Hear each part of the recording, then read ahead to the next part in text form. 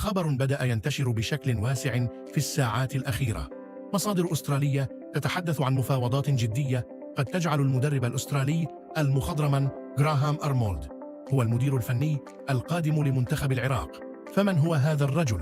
ولماذا يراهن عليه في هذه المرحلة؟ النشأة والبدايات.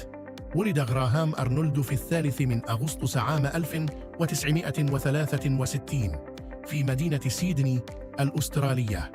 بدأ مسيرته الكروية كلاعب في أحياء سيدني، لكنه سرعان ما لمع نجمه بعد انضمامه إلى نادي سيدني كرواتيا، حيث أظهر موهبة هجومية لافتة. في الثمانينات أصبح أحد أبرز المهاجمين في الدوري المحلي، وتوج بلقب هداف الدوري سنة 1986. وكان انتقاله إلى أوروبا خطوة كبيرة. لعب في بلجيكا وهولندا واليابان، وترك بصمة في كل محطة. وعلى المستوى الدولي مثل المنتخب الأسترالي في 54 مباراة، وسجل 19 هدفاً، وشارك في تصفيات كأس العالم 4 مرات.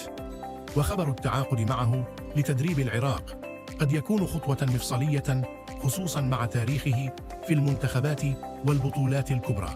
بعد الاعتزال دخل غراهام أرنولد عالم التدريب، وبدأ من حيث انتهى في نادي نورثرن سبيريت كلاعب ومدرب في الوقت نفسه، ثم أصبح مساعداً لمدرب المنتخب الأسترالي، واستلم دفة القيادة لاحقاً في أكثر من مناسبة. في الفترة ما بين عامي 2010 و2008 عرف أرنولد سنوات النجاح الكبرى.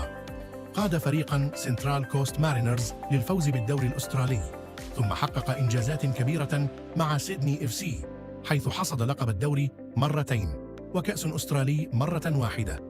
لكن الذروة كانت في كأس العالم 2022 لما أوصل المنتخب الأسترالي إلى دور 16 لأول مرة في تاريخه، بعد أداء بطولي أمام منتخبات كالدنمارك وتونس في شهر أيلول سبتمبر 2024، وبعد تعثر في بداية تصفيات كأس العالم 2026 أعلن أرنولد استقالته من تدريب المنتخب الأسترالي.